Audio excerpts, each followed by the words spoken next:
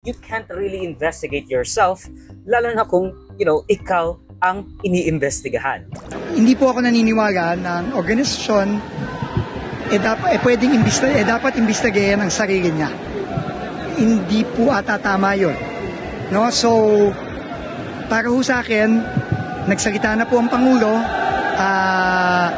magtatayo po siya ng independent commission. Ibigay po natin sa independent commission ang responsibilidad at authority to investigate.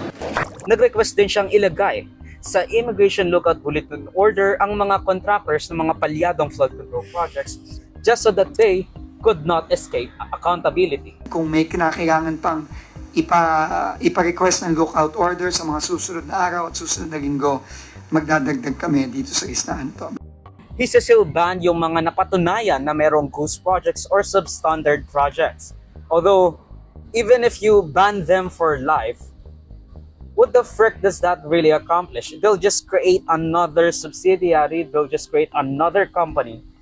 Tapos, okay na ulit. Dapat ang ibaban natin, hindi lang yung kumpanya, kundi yung contractor, yung tao, yung relatives nila for all we know. Kasi, madali lang ma-skirt ang mga ganyang lifetime bans na gusto mong i-implement.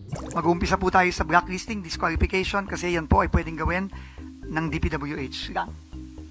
Pero yung pagtatanggal ng lisensya at perpetual,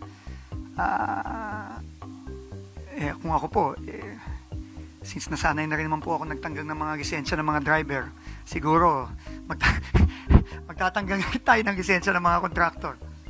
Nasuhulan daw ang PICAP para makasali ang mga kontratista sa public bidding. So, why would they have to be kind of bribed by kung wala silang gagawing masama or that they do not have the qualifications to be a kontratista?